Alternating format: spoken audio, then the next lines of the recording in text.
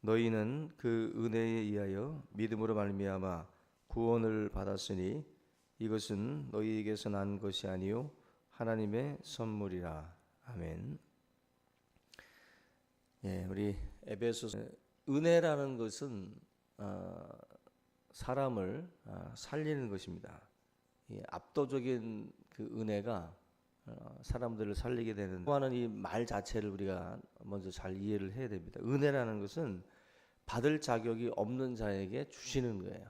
받을 자격이 없는 자에게 주신 것을 우리가 은혜라고 말을 하는데, 다른 말로 우리가 하면은 이유가 없는 겁니다. 이유가 있어서 받는 것을 은혜라고 하지 않습니다.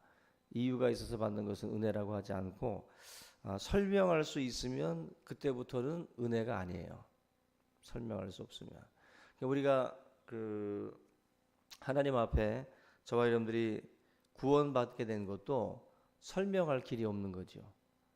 설명할 방법도 없고, 그런 점에서 구원이라고 하는 것 자체가 말도 안 되는 거예요. 우리가 야 그건 말도 안 돼. 한마디 다시 말하면 설명할 수 없다는 거예요. 말도 안 되는 것이 바로 우리가 구원받은 사건인 줄로 믿습니다. 이게 은혜라고 하는 것입니다.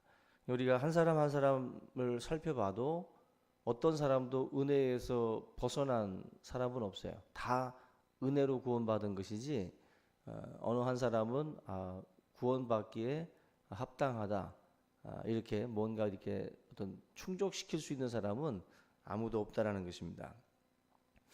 살면서 우리가 이런 은혜를 인간적으로도 경험하는 경우들이 있는데, 100년 전 독일에서 있었던 이야기입니다.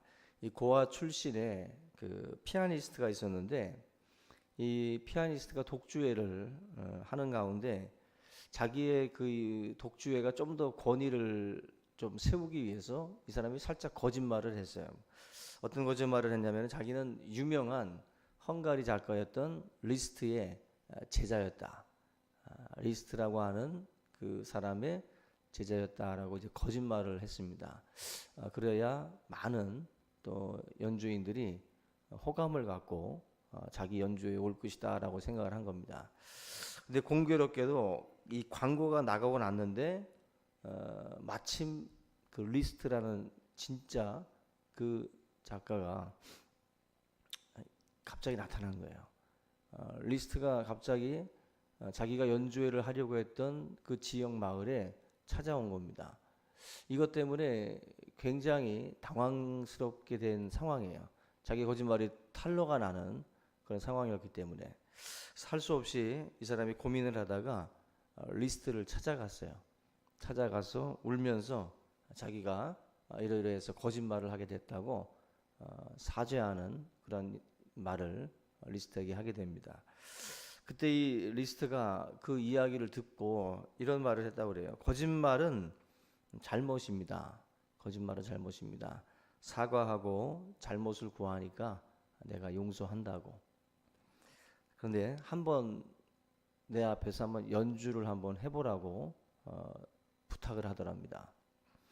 그래서 이제 몇 군데 이제 곡을 가지고 리스트 앞에서 연주를 했는데, 리스트가 그 잠깐 사이에 그 음악을 듣고 시정할 것을 알려주고, 여기는 이렇게 치십시오, 저기는 저렇게 치십시오 가르쳐 주더라는 거예요.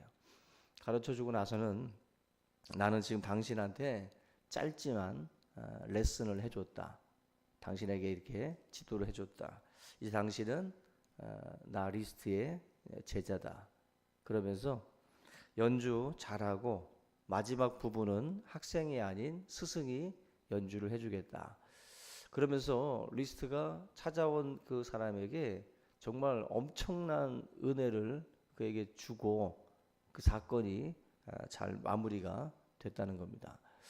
이 이야기가 결국 그 사건이 은혜스럽게 진행이 됐기 때문에 사실 이렇게 좋은 방향으로 지금까지 회자가 되고 있는 거예요. 이건 사실 리스트가 마음만 먹고 정말 한 사람을 죽이려고 했으면 이 사람은 그냥 죽는 거예요. 음악계 자체에서 매장시킬 수도 있었던 그런 상황입니다. 근데 그 상황에서 리스트가 보여줬던 행동이 뭐냐면은 은혜라는 거죠. 그 거짓말을 한 사람 입장에서 볼 때는 말할 수도 없는 그런 은혜를 받은 거예요. 자기는 죽어 마땅한데 자기는 지금 음악계에서 매장당해도 뭐 별 할 말이 없는 상황인데 리스트가 그렇게 아주 지혜롭게 그리고 정말 은혜롭게 문제들을 마무리했기 때문에 그 사건이 정말 방향으로 끝났다는 거죠. 그리고 결국 이러한 어떤 그 은혜라고 하는 것 자체가 이 한 사람을 변화시키고 또 한 사람을 진실된 사람으로 바꾼다는 거죠. 우리가 그 은혜라고 하는 것이 이렇게 보면은 분명히 거짓인데 이 거짓을 거짓되지 않게 만들기 위해서 애쓰는 게 은혜예요. 어찌 보면 부모들이 하는 행동들이 아닌가 생각이 돼요. 자식이 만약에 잘못을 했을 때 그 잘못이 안 되도록 부모가 그걸 힘쓰는 경우들이 있어요. 한마디로 그냥 애쓰는 거죠. 이 상대방의 어떤 허물이나 상대방의 이런 잘못들을 뭔가 이렇게 덮으려고 하는 그런 어떤 행동들, 뭐 애쓰는 거죠. 그런 걸 우리가 어머님의 은혜라고들, 그 어머님의 은혜라는 말들을 우리가 많이 하잖아요. 그게 바로 리스트가 이 연주자에게 보여줬던 그런 행동과도 같은 것입니다. 결국 사람을 변화시키고 사람을 움직이는 것은 은혜입니다. 은혜. 그래서 우리 교회 안에서도 우리가 같이 함께 일을 이루어 나갈 때 사람을 움직일 수 있는 게 뭐냐면은 내가 상대방이 만약에 잘못을 했을 때 그대로 반응하는 것. 너가 잘못했으니까 그대로 뭔가 우리가 손가락질하고 그대로 그 사람을 매장하는 것은 어떻게 보면은 그냥 그대로 이 심판이 그대로 이루어지는 거죠. 심판이 잘못에 대한 심판이 그대로 이루어지는 것이. 근데 교회라고 하는 것은 죄를 그대로 심판하는 것이 교회가 아니라 하나님의 긍휼과 은혜가 그 가운데에 부어지는 것. 그것이 어떻게 보면은 교회라고 할 수가 있어요. 그래서 사람들이 실수하고 잘못했을 때 곧바로 우리가 그 사람을 심판해 버리면 변화라고 하는 것은 사실 일어나기가 힘든 부분입니다. 사람을 변화시킬 수 있는 것은 은혜와 사랑인 줄로 믿습니다. 그래서 우리가 이 은혜라고 하는 것은 여러 가지가 뭐 우리가 그 의미를 담을 수 있겠지만 은혜는 가치를 추구하는 게 아니라 가치를 부여한다라는 말이 있어요. 이게 뭐냐면은 공로라는 것은 가치를 추구합니다. 우리가 어떤 공로를 세움으로 해가지고 가치를 우리가 추구하게 되는데 은혜는 저 사람에게 뭔가를 부여해 주는 거예요. 은혜를 통해 가지고 우리가 은혜를 베풀므로 해서 이 사람의 가치를 높여주는 거예요. 그러니까 우리가 그 교회 생활을 할 때 사람들에게 해줄 수 있는 거, 내가 만약에 구제 활동을 할 때에도 공로는 구제를 통해서 내가 돋보입니다. 공로를 추구하게 되면 내가 누군가를 구제하면은 내가 빛나요. 내가. 그런데 은혜로 우리가 어떤 것을 추구하게 되면 가치를 부여하게 되면 결국 그 구제라고 하는 것을 통해서 내가 빛나는 게 아니라 상대방을 어떻게 보면은 빛나게 만들게 돼요. 그러니까 이게 사실 이 은혜와 이 어떤 그 공로가 대비되는 부분이에요. 그래서 하나님의 은혜로 사는 사람들 그리고 하나님의 은혜를 추구하는 사람들은 많은 사람들에게 그러한 어떤 그 가치들을 부여해주고 훨씬 더 그 사람을 돋보이게 만드는 더 우리가 도드라지게 만들어 줄 수 있는 그런 부분이죠. 사도 바울이 매장당할 수 있는데 하나님의 은혜가 임하니까 바울을 더욱더 돋보이도록 하나님께서 만들어 주십니다. 그게 어떻게 보면은 감당할 수 없는 그런 하나님의 은혜였기 때문에 나의 나된 것은 오직 주님의 은혜다. 바울이 이렇게 아름다운 모습으로 나아갈 수 있었던 모든 것들이 다 하나님의 은혜, 하나님이 나에게 가치를 부여해 주셨기 때문에 그렇게 내가 나아간 거죠. 내가 돋보이게 만들려고 가치를 추구한 게 아니라 하나님이 나에게 부여해 주셨다. 그래서 내가 나된 것은 하나님의 은혜다라고 말씀을 하는 겁니다.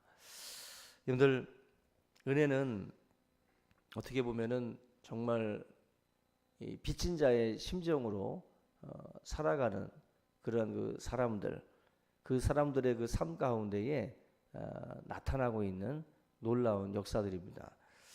우리가 할 일이 뭐냐면 사실 이 오늘 에베소 2장 8절에서 나와 있는 것처럼 하나님의 선물을 우리가 그 은혜로 말미암아 그 믿음을 선물로 받았기 때문에 또 다시 우리의 삶을 통해서 이 은혜가 베풀어지고 나누어져야 할 줄로 믿습니다. 내가 탕감받은 거, 내가 용서받은 거, 그것을 꼭 기억을 하고 또 다른 사람들에게도 그 은혜를 베푸는 거예요. 가치를 그 사람에게 부여해 주는 겁니다. 그러니까 그 현장에서 간음하다가 붙잡힌 여인에게 다 돌 가지고 다 쳐 죽이려고 할 때 예수님께서 죄 없는 자가 돌로 쳐라 하시면서 모든 돌든 사람들을 돌을 내려놓고 다 떠나가게 만들었어요. 이게 뭐냐면은 하나님이 이 여인에게 가치를 부여해 주는 거죠. 한없이 지금 뭐 추락하고 있었던 여인이고 돌에 맞아 죽을 여인이었는데 이 여인을 하나님께서 이제 보호해 주시는 거죠. 예수님이 보호해 주시면서 죄 없는 자가 돌로 쳐라. 결국 이 여인은 감당할 수 없는 하나님의 은혜로 생명을 보존하게 된 겁니다. 오늘 저와 여러분들이 기왕이면 남들을 좀 세워주고 남들을 더 돋보이게 만드는 그런 은혜의 사람들이 꼭 되시기를 바랍니다. 나에게 초점이 맞춰지는 게 아니라 상대방을 높이고 상대방을 살려주는 자, 은혜로운 자가 되셔서 하나님의 복음을 더욱더 아름답게 빛나게 만드는 그런 우리 성도들이 다 되시기를 주님의 이름으로 축원합니다. 우리 시간 주기도문 하시고 기도의 시간 갖겠습니다.